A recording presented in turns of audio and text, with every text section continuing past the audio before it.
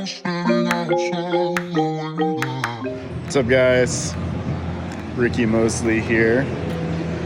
While everybody's stuck at home like myself, no skate parks to really ride around the Huntington Beach area right now that are legally open.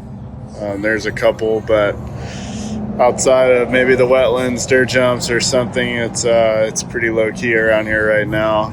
Quiet, everything's shut down. It's crazy. Anyway, I'm gonna show you guys my new bike. You may have saw it on a previous post.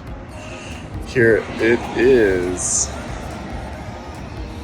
So to start, basically we have a few frames coming out that are Daniel Sandoval's signature bike. So a little bit different dimensions. I run the ungraded headset on mine with the gyro. You can kind of see how this thing works. There's something inside of there that pulls and it sets around the fork, and then it comes right out of the top cap. I have the Mike Hucker tire in the front with purple titanium spokes. Thanks Albies for the deal. Gold profile elite hubs. Got the front hub guard over there. I also have gold Galaxy sprocket. The gold front load stem. I like the front loads. Drop the front end down a little bit more. I'm not the tallest person in the bracket. Got the matching demo pedals to go with the purple and gold colorway. With the profile seat. Got the nice FA logo on the back of the frame. My favorite spring brake from Odyssey. These things are awesome and they're the most simple thing to set up. Flew over at Epic. Turned me on to those a few years back. Got the gold chain. Gold elite hub in the back.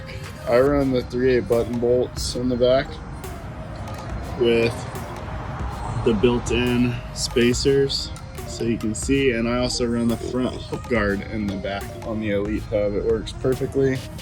Again with tie spokes, KHE non-Kevlar tire. I don't run Kevlar. Too fat for that stuff.